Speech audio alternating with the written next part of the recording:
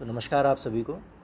ये press conference जो है आज इसलिए बुलाई है क्योंकि रोहतक पुलिस ने अभी कुछ दिनों में काफ़ी अच्छी कार्रवाई करते हुए एक तो जो अपने क्राइम अगेंस्ट पर्सन होता है जिसमें ख़ास करके किसी के ऊपर हमला करने की कोशिश होती है, तो उसमें काफ़ी हथियारों की बरामदगी पहले भी करी है। और जैसा कि आपको पहले भी एक प्रेस कॉन्फ्रेंस के माध्यम से डीएसपी साहब ने बताया था कि 7 वेपन हमने पकड़े थे और उसमें कई प्रकार की जो मर्डर की वारदातें थी उनको हमने प्रिवेंट किया था। तो उसी दौर में हमने 2 वेपन और पकड़े हैं और ये सीआईए महम की जो टीम है आप देख सकते हैं, और काफ़ी एडवांस वेपन है ये। इनको एक व्यक्ति को इन्होंने परसों गिरफ़्तार किया था, उनसे ये दोनों वेपन और 8 गोली भी बरामद की।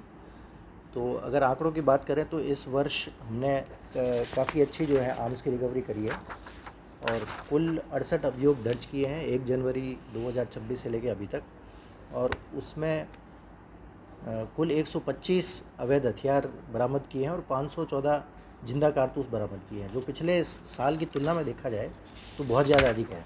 तो अगर आपको मैं कंपैरेटिव फिगर भी बताऊं तो पिछले साल हमने 66 केस रजिस्टर किए थे और उसमें टोटल 76 वेपन जो है वो हमने पकड़े थे और 106 गोलियां बरामद की थी। इस बार हमने टोटल 125 वेपन बरामद किए हैं और 514 जिंदा कारतूस जो है इसके साथ बरामद किए हैं, जो आप देख सकते हो कि बहुत अच्छी बढ़ोतरी है। तो हमारी जो सीआईए की टीम्स हैं और जो थानों की टीम है वो इस संदर्भ में काफ़ी अच्छी कार्रवाई कर रही है और लगातार जो वेपन जो किसी वारदात का कारण बन सकते थे, किसी मर्डर का कारण बन सकते थे, उनकी धरपकड़ की जा रही है। अब ये जो सीआईए महम ने जो परसों आरोपी को पकड़ा है, इसकी कहानी थोड़ी विशेष है, इसलिए मैं आपके समक्ष आया ताकि मैं आपके माध्यम से पूरी रोहतक की जनता को और सभी को ये बता सकूं कि किन चीज़ों का ध्यान रखना है और किन चीज़ों से बचना है, क्योंकि ये जो हमने व्यक्ति पकड़ा है इस पर किसी तरह का कोई अपराध नहीं था इसकी, और ये युवा है, 21-22 साल का है, बीकॉम फर्स्ट ईयर में पढ़ता है। तो ये इस प्रकार का जो पढ़ने वाला बच्चा है वो कैसे अपराध की तरफ आकर्षित हुआ, ये आज का मुख्य जो है उद्देश्य था प्रेस कॉन्फ्रेंस बुलाने का।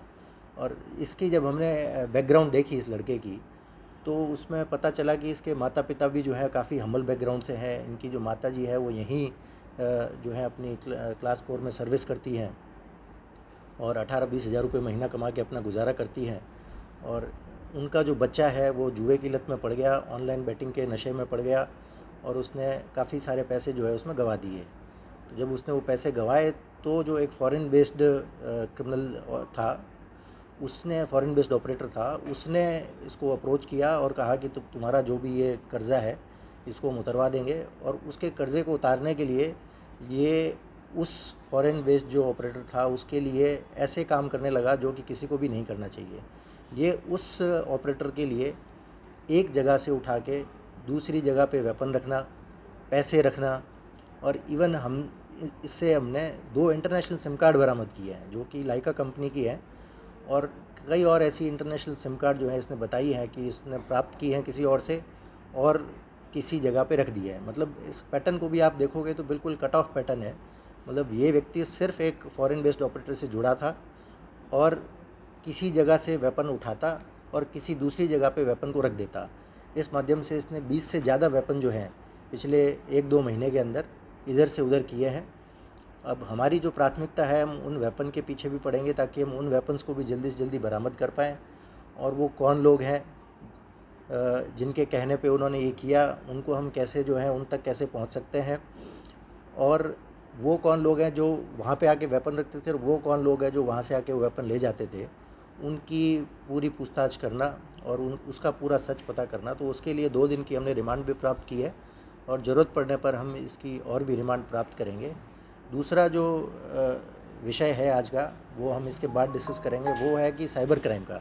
साइबर क्राइम में भी हमारी जो टीम है उसने काफ़ी अच्छा काम करते हुए कल 12 आरोपियों को गिरफ़्तार किया है, जिसमें विशेष तरह की जो मॉडस ऑपरेंडी है वो उसको यूज़ कर रहे थे और यहाँ के रोहतक के लोगों को काफ़ी नुकसान पहुँचाया था, जिसमें एक मुकदमे में तो 17 लाख का नुकसान एक व्यक्ति को पहुँचाया था और 2 मुकदमों में, एक में 2.5 लाख का और एक में 1,60,000 का नुकसान पहुँचाया था। तो उसके अंदर हमने 12 आरोपियों की धरपकड़ करी है एक ही दिन के अंदर अपना अच्छा एक ऑपरेशन चलाते हुए। तो उसके बारे में भी हम आज बात करेंगे आपसे। Thank you. देखो, ये जो हमने व्यक्ति पकड़ा इस पर कोई क्राइम नहीं था। इसका यूज़ करके ये वेपन की डिलीवरी बॉय की तरह इसको यूज़ करते थे कि एक जगह पे वेपन रख दिया, फिर इसको बोला कि यहाँ से वेपन उठा लो, ये वहाँ से वेपन उठाता था, फिर अपने पास ही रखता था कुछ दिन के लिए। फिर इसे जब ऊपर से मैसेज आता था कि ये वेपन वहाँ रखना है तो उसे वहाँ ले जाकर रखता था। इस तरीके से एक ऐसा कट ऑफ क्रिएट होता है कि जो वेपन की डिलीवरी करने वाला है और जो वेपन को रिसीव करने वाला है उनके बीच में ऐसा गैप क्रिएट हो जाता है कि अगर हम वेपन रिसीव करने वालों को पकड़ भी लें तब भी हमें पता नहीं चल पाएगा कि उसको ये वेपन कहाँ से प्राप्त हुआ। जैसे इस पर्टिकुलर केस में भी हमने जब भी बीच में से व्यक्ति को अरेस्ट किया है, जो कि टेक्निकल और ह्यूमन इंटेलिजेंस के बेसिस पे हमने इसको गिरफ़्तार किया था, तो इसमें भी हम वेपन का जो ओरिजिन है वो इमीडिएटली नहीं पता कर सकते कि वेपन आया कहाँ से। इसकी गिरफ्तारी जो है हमारी सीआईए महम की टीम ने करी है और ये शिवाजी कॉलोनी थाना क्षेत्र है उसके एरिया से करी है। कितने वेपन इसने सप्लाई किए और किस प्रोफाइल के लोगों को किए, क्या इसकी सप्लाई किए वेपन से कोई क्राइम हुआ? देखो, अभी तक हमने इससे 2 वेपन बरामद किए हैं जो कि काफ़ी एडवांस वेपन है और इससे हमने 8 राउंड भी बरामद किए हैं। अब इसने जो वेपन एक जगह से दूसरी जगह किए हैं, अभी तक उनसे कोई क्राइम हो भी गया है या नहीं हुआ है, ये सारा अभी इन्वेस्टिगेशन में सामने आएगा। किस प्रोफाइल के लोगों को सप्लाई? ये जो फॉरेन बेस्ड ऑपरेटर्स होते हैं जो यहाँ से बाहर भाग गए हैं और इन लोगों का इस्तेमाल करके एक जगह से दूसरी जगह अपना हथियार सप्लाई करते हैं। तो इसको कितने पैसे मिलते थे सर, या किस तरह से ये? इसने जो अभी तक बताया है इसको लगभग 1 लाख के आसपास रुपए इस काम के लिए मिले थे। पर वेपन नहीं, पूरा अभी तक जो है कुल। हाँ, सवाल ये कि पहले भी आपने वेपन पकड़े हैं, अब भी आप वेपन बता रहे हैं, कहाँ से ये वेपन कहाँ के हैं? क्योंकि लेटेस्ट आपने बताया कि लेटेस्ट वेपन। देखो, ये जो वेपन है ये जिगाना करके एक वेपन हमने इसमें जो पकड़ा है 9 mm की, उसमें गोली लगती है, तो ये चाइनीज़ मेड वेपन है। और जो दूसरा हमने पकड़ा है वो कंट्री मेड है।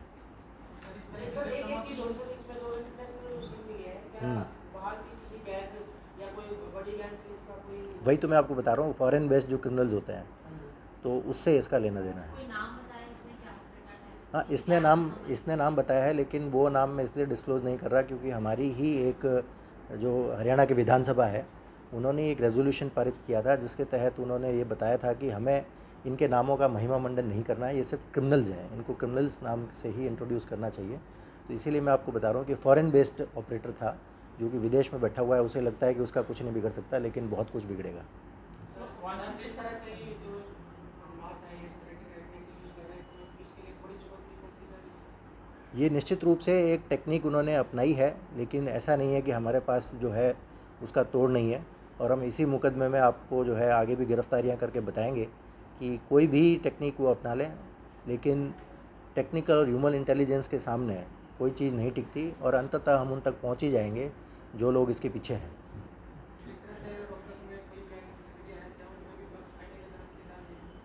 देखो, इसमें भी जो है अब हमारी कोशिश ये रहेगी कि हम जिस भी व्यक्ति को गिरफ़्तार कर रहे हैं या पहले भी जो व्यक्ति हम गिरफ़्तार कर चुके हैं तो उनके ऊपर हम पैनी नज़र इस तरह से रखेंगे कि अब जो व्यक्ति उनकी जो बेल करा रहा है उसमें जो श्योरिटी बन रहा है हम उस पर भी नज़र रखेंगे कि वो कहीं बार बार तो श्योरिटी नहीं बन रहा है, और अगर वो श्योरिटी बना है और उसके बाद भी अगर किसी ने अपराध कर दिया है तो उसके ऊपर भी हम लीगल एक्शन लेंगे।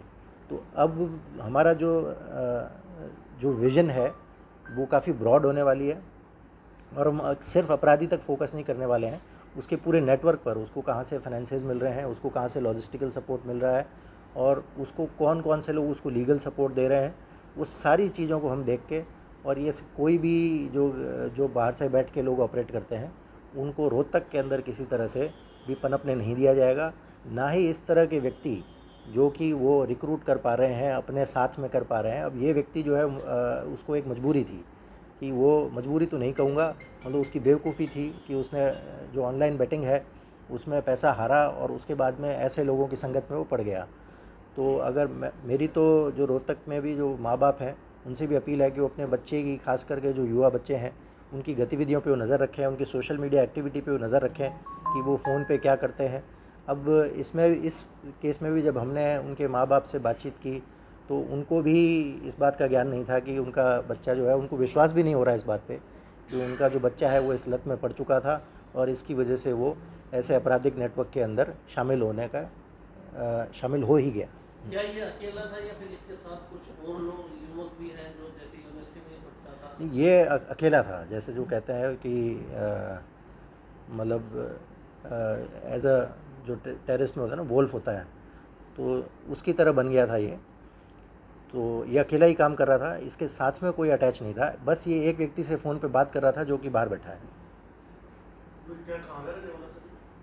ये रोहतक में ही रहने वाला है, यहीं का जनता कॉलोनी का रहने वाला है। एक सर नीट परीक्षा को लेके किस तरह की तैयारी? नीट परीक्षा को लेके हमारी जो है पिछली बार भी हमने नीट का एग्ज़ाम यहाँ काफ़ी अच्छे से और सफलतापूर्वक करवाया था और हमारा काफ़ी पुलिस बल जो है उसमें लगा था।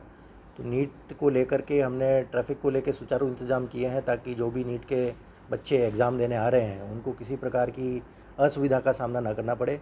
सेंटर के पास में हमने अच्छी पार्किंग की व्यवस्था रखी है। उसके साथ में एडमिनिस्ट्रेशन ने जो है वहाँ पे जो पेरेंट्स आएंगे, उनके गार्जियंस आएंगे, उनके लिए भी अच्छे अरेंजमेंट्स किए हैं ताकि पीने के पानी और सबकी व्यवस्था रहे। जो सेंटर्स हैं उस पे भी दुरुस्त इंतज़ाम किए गए हैं ताकि जो इलेक्ट्रिसिटी सप्लाई है वो लगातार बनी रहे। जैमर्स का जो है वो इंस्टॉलमेंट कर दिया जाएगा ताकि किसी प्रकार का कम्युनिकेशन जो है बाहर से ना किया जाए। जो फ़ोटोकॉपी की दुकानें होती हैं, जो कोचिंग्स हैं, वो उस दिन के लिए बंद रखी जाएंगी। तो इस तरह की चीज़ों से हम इंश्योर करेंगे कि जो नीट का एग्ज़ाम रोहतक में होगा वो फ्री एंड फेयर होगा और उसमें किसी प्रकार की माल प्रैक्टिस नहीं होगी। इससे पहले देखा गया है कि पुलिस के जो जवान हैं वो काफ़ी एक्टिव रहे, किसी भी परीक्षा में कहीं कोई फंस जाता तो उसको सेंटर तक पहुंचाते हैं।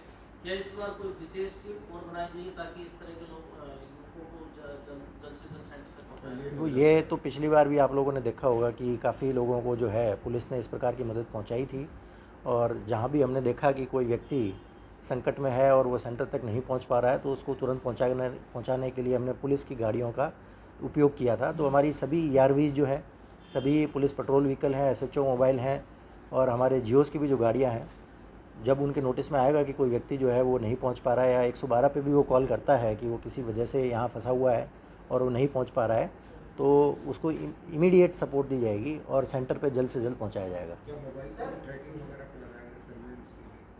कौन से मोबाइल को? नीट एग्जाम में कुछ इस तरह की कुछ? नीट एग्ज़ाम में हमारा ओवरऑल सर्विलेंस है। तो हम जो है जितने भी सोशल मीडिया नेट है साइट्स हैं, टेलीग्राम को तो आपने देखा है कि सरकार ने ही जो है उस पर एक टेम्परेरी बैन लगा दिया है नीट एग्ज़ाम तक।